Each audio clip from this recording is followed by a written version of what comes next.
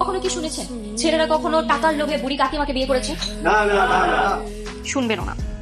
আসলে মেয়েরা হচ্ছে লোভী। ঠিক একদম ঠিক। আসলে ছেলেরা হলো আল্লাহর এক অসাধারণ সৃষ্টি, যাদের মধ্যে নেই কোনো অহংকার, না আছে মিথ্যা নাটক। একদম। কিন্তু এদিকে মেয়েদের দেখেন একেবারে নাটকবাজ। সারাদিন বলবে ছেলেরা ভালো না ভালো না, ছেলেরা বাজে।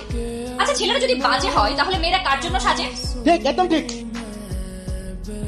আরেকটা কথা, আপনারা কে কে ফেসবুকে মেয়েদের ছবি দেখে প্রেমে পড়েন? হাত তোলেন তো। তুই চোখ না না, এটা করা যাবে না তো। শোনেন, মেয়েরা ফেসবুকে একটা ছবি ছাড়তে গেলে কত ধরনের এডিট করে জানেন? ফিল্টার লাগায়, তারপর সুন্দর করে ফেসবুকে আপলোড করে। এটা দেখে প্রেমে পড়া যাবে না। মেয়েদের রিয়েল চেহারা দেখতে হলে ভোটার আইডি কার্ডের ছবি চাইতে হবে, বুঝতে পেরেছেন?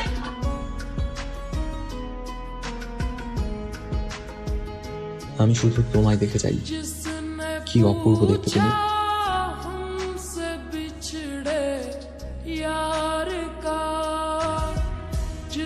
এক্সকিউজ মি, জি আপনি তো এলাকায় নতুন এসেছেন, কফি শপ করেছেন তাই না?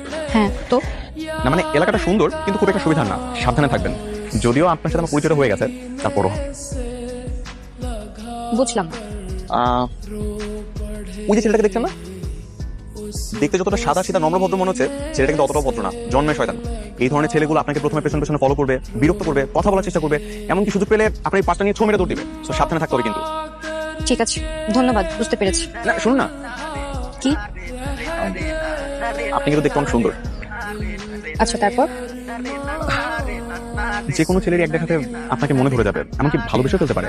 দেখা যাবে রাস্তায় দাঁড়িয়ে আপনার সাথে কথা বলার চেষ্টা করছে, জ্ঞান দেওয়ার চেষ্টা করছে, এমনকি সুযোগ পেলে আপনাকে বলবে যে লিফট দেই। কিন্তু সাবধান, এগুলো একদমই অ্যাকসেপ্ট করা যাবে না।